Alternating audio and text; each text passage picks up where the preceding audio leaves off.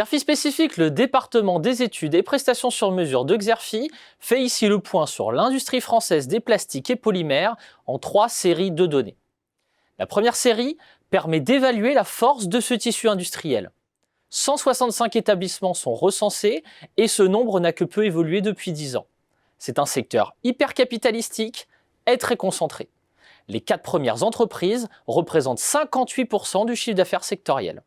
Il s'agit pour la plupart de filiales de géants mondiaux comme Total Energy, ExxonMobil ou Arkema, implantées sur des plateformes pétrochimiques intégrées et qui disposent donc d'un approvisionnement en naphta, un dérivé du pétrole, privilégié.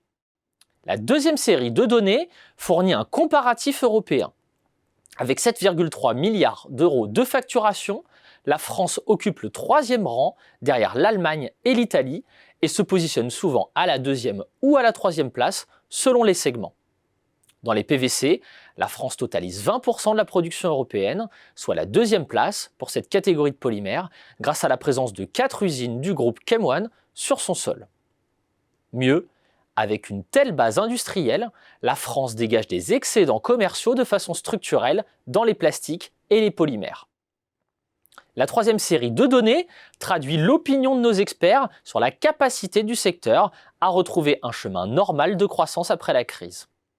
Le secteur a obtenu le score de B sur une échelle de A à E, ce qui signifie que le chiffre d'affaires des fabricants a renoué avec son niveau de 2019 et qu'il devrait tenir en 2022.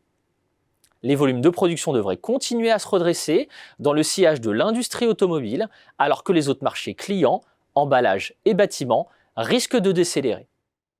Restent les prix des plastiques.